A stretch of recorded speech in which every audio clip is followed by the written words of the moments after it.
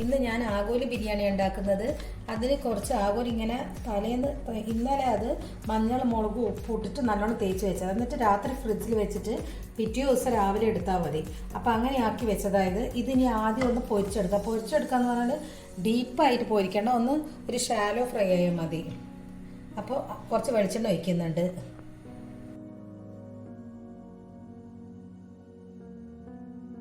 കുറച്ച് കറിവേപ്പില ഇടുക. അതിൽ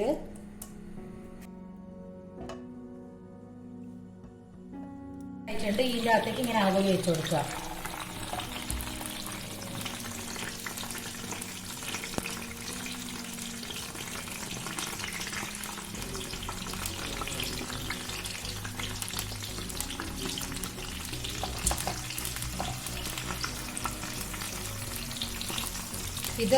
ഇത് ഈ മുഴുവൻ ഇങ്ങനെ പൊരിച്ചെടുക്കട്ടെ. മീനിതാ മുഴുവൻ ഇങ്ങനെ പൊരിച്ച് വെച്ചിട്ടുണ്ട്. ഇനി ആ മീൻ പൊരിച്ച വെളിച്ചെണ്ണ തന്നെ എടുക്കണം. അതെങ്ങനെ അതിൻ്റെ അകത്ത് കുറച്ച് കറിവേപ്പില ഇടുക. എന്നിട്ട് ഇഞ്ചി വെളുത്തുള്ളി ചതച്ചത് ഇത് കടുപ്പത്തിന് ചതക്കണം. എന്നാലേ ടേസ്റ്റ് ഇട്ട്. മിക്സിയിലാകുമ്പോൾ അതൊക്കെ ഒന്ന് ചൂടായി പോകുമല്ലോ. ഇത് ചതച്ചത് ഇതിലിടുന്നുണ്ട്.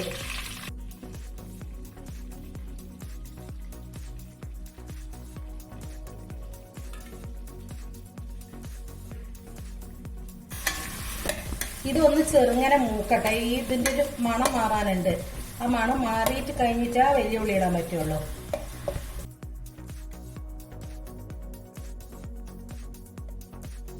ഇതിന്റെ നല്ല മൂത്ത മണം വന്നിട്ടുണ്ട്.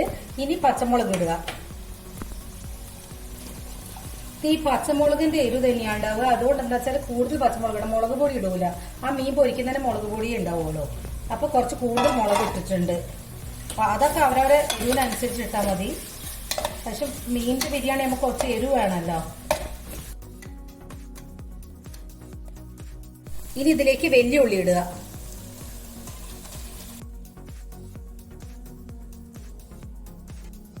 ഇതിലേക്ക് ഉപ്പ് ഇടുന്നുണ്ട്. ഇത് ഉപ്പ് കുറച്ച് നോക്കിയിട്ട് ഇപ്പം തന്നെ നല്ലോണം പാകത്തിൽ നോക്കിയിട്ടിടണം.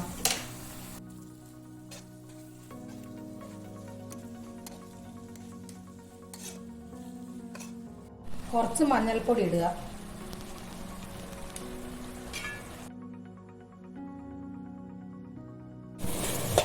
ഇതായിട്ട് ഇങ്ങനെ എണ്ണ തെളിഞ്ഞ് വരണം. അതാണ് ഇതിന്റെ പാകം, ഈ ഉള്ളി ആവുന്നതിന്റെ. ഇതിന്റെ അകത്തേക്ക് തക്കാളി ഇടുക.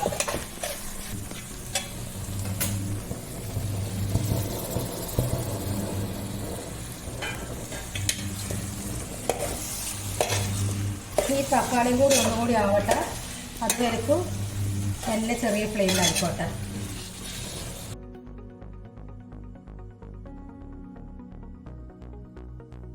ഇതിനകത്ത് കുറച്ച് ഗരം മസാല ഇടുക.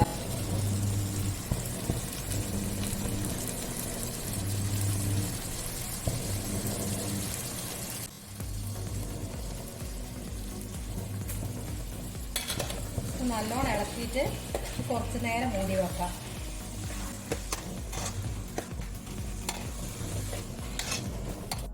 മല്ലിച്ചപ്പും പൊതിയും കുറച്ചിടുക. ഈ മുറിച്ചിട്ടേന്ന് കുറച്ച് മല്ലിച്ചപ്പും കുറച്ച് പൊതിയും ഇടുക.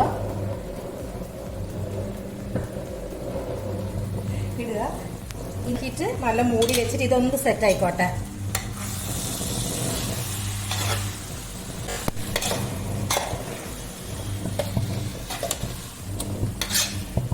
ഉപ്പ് നോക്കട്ടെ. ഒക്കെ കറക്റ്റ് ആയിട്ടുണ്ട്. ഇനി ഇത് അതൊന്ന് മെല്ലെ ആയിക്കോട്ടെ. ഈ മസാല ആയിട്ടുണ്ട്. ഇനി ഈ മീനെന്ന് 2 മീൻ മാത്രം എടുത്തിട്ട് ഒന്ന് പൊടിക്കുക. അത് നിങ്ങൾ ശരിക്കും നല്ലോണം കിട്ടാത്ത മീൻ എടുത്താലും മതി. നല്ലോണം ഇങ്ങനെ ആവാത്തത് പിന്നെ എന്നിട്ട് ഇത് പൊടിച്ചിട്ട് ഈ മസാലയിലേക്ക് ഇടണം.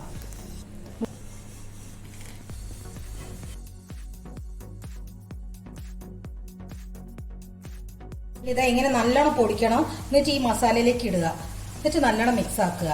അത് ഈ മീനിന്റെ ചോയ വരണ്ടിട്ട് മസാലക്ക് വരണ്ടിട്ട് അത് ചെയ്യുന്നത്.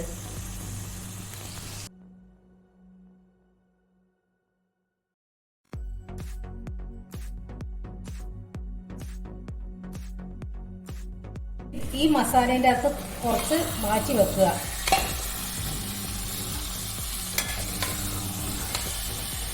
മസാല മാറ്റി വെച്ചിട്ടുണ്ട്. ഇനി ഇത് നല്ലോണം പരത്തി വെക്കുക.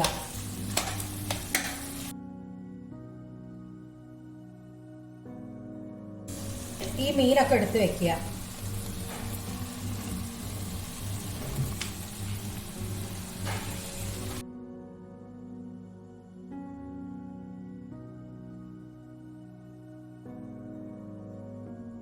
കുറച്ച് മല്ലിച്ചപ്പൂ, കുറച്ച് പുതിനയുടെ മേത്തിലിടുക.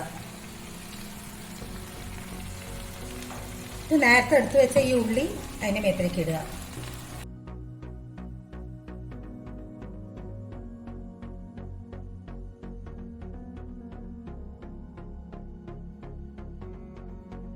കൂടി മല്ലിച്ചപ്പും പൊതിയിലും ഇട്ടിട്ട് ഇത് മെല്ലെ ചെറിയ ഫ്ലെയിമില് ഒന്നുകൂടി അങ്ങനെ ഒരു ദമ്മിടുന്ന പോലെ അങ്ങനെ വെക്കുക.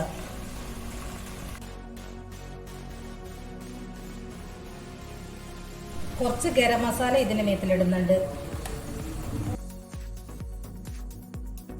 ഇനി ഇത് ഒന്ന് സെറ്റ് ആവുന്ന നേരം കൊണ്ട് നമുക്ക് ചോറുണ്ടാക്കാം.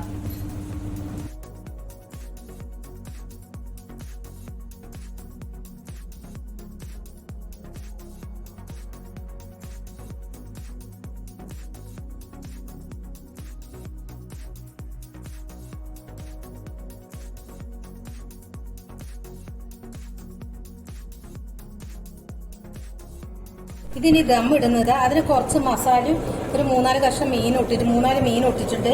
ഇനി അതിന്റെ മേത്തിലേക്ക് ചോറിടുക.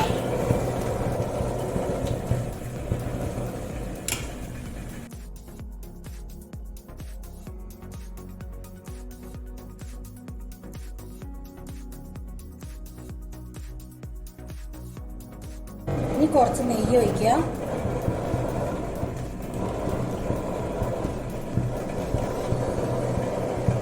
ഗരം മസാല ഇടുക.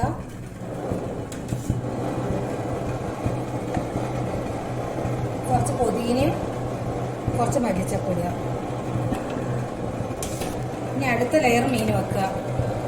ശ്രദ്ധിച്ചെടുക്കണം, ഉടഞ്ഞു പോയത് വലുതായതുകൊണ്ട് ശ്രദ്ധിച്ചിട്ട് വേണം ഇടാൻ വേണ്ടിയിട്ട്.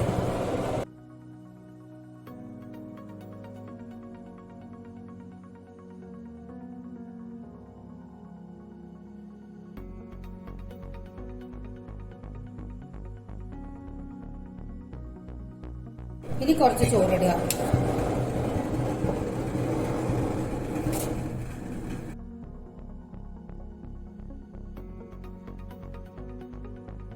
ഇനി ബാക്കിയുള്ളത് കൂടി ഇട്ടിട്ട് മസാലകളും എല്ലാം ഈ മതിൽ ഇങ്ങനെ ഇടുക. ഫുൾ വച്ചെടുക്കുക.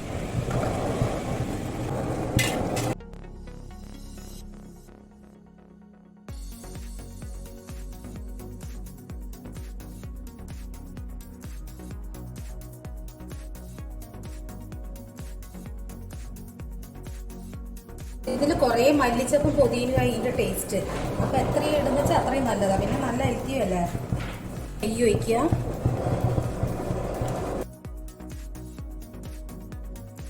ഇനി അണ്ടി മുതിര വറുത്ത് വെച്ചതാ ഇത് ഇടുക. വറുത്ത് വെച്ചത് ഇത് ഇടുന്നുണ്ട്.